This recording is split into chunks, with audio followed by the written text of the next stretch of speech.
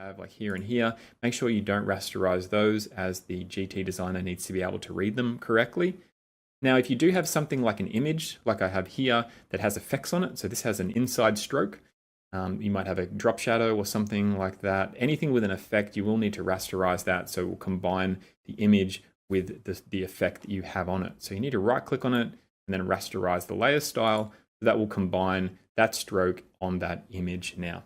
All right, now we need to quickly talk about fonts. So if you've got a font here that you want to use, make sure that it's a system font that you've installed to your computer.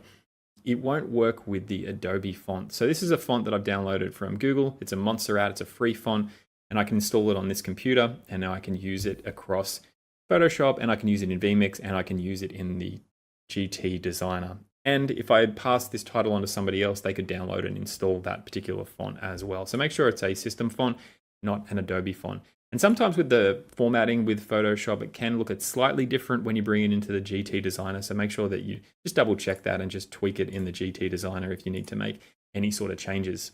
Now, as you're not rasterizing your text, you will need to make sure that you don't have any styles on text, like drop shadows or strokes or outer glows and that type of thing, because they won't come across. You will need to add any effects that you want to text in the GT designer. So now I just need to save my file. So I'm going to go up here to File, Save As, and then I'm going to click this one here. And then you'll see this box here, and you want to make sure that you tick Maximize Compatibility. So that's important. So it will work in the GT designer.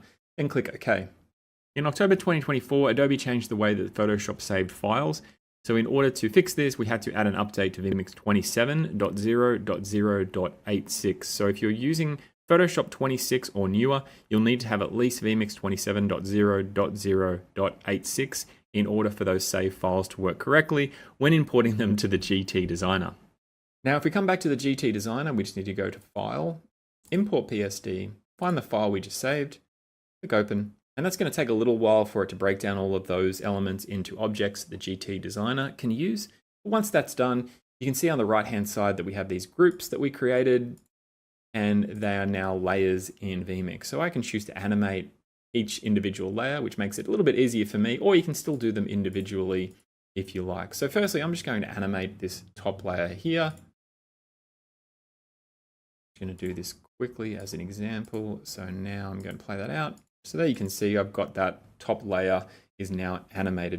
So it takes a little while to program all of these animations, but I've already pre-programmed one, so I'm going to load that one up now. Before I go any further, I just wanted to quickly talk about images. So if you've got an image here, if you add an image in the GT designer using this menu over here, you can right click on them and make changes to them. And you can also add them so that you can make changes to them in vMix as well. However, if you import an image from Photoshop, it just becomes an object that you can't edit. So if you wanted to have an editable image on a title, you'll need to remove this. You wouldn't include the image here. You would add the image in the title designer. So just make sure that you keep that in mind if you want an editable image. All right, so I'm going to quickly snap my fingers and bring across one that I created before. All right, so here I am now. This is one that I created before. As you can see, I've animated all the different elements. You can check out our other videos if you want to see how to animate things or do pages or do all sorts of stuff with the title designer that we have here. All right, so now I need to add this into vMix. So I'm just going to save this. This is called 2.gtzip. Load up vMix, go to add input, title, just go to recent because they're my recently edited ones. Number 2 here is what it's called. Click OK. As you can see, I can edit the text and then I can overlay this into my production like so. So that's how you can create vMix titles from Photoshop files if you wanted to. This is kind of handy for people that have packages where they want to be able to send you a particular lower third look or a bug look or something like that, scoreboards, where you need to have it look a very specific way. If you can get these Photoshop files from them, then you can break them down and you can create cool animated titles directly from exactly what their brand guidelines are. So if you do have any more questions, feel free to drop us an email via the support page on vmix.com. Again, with these type of things, because it's not directly using Photoshop, you will need to test and maybe test some more to make sure it's exactly how you want it to look in vMix. And we have plenty of other videos as well if you want to check out how to do animations and, like I said, pages and data sources and all that kind of stuff as well. So thanks for watching, and we'll stream you later.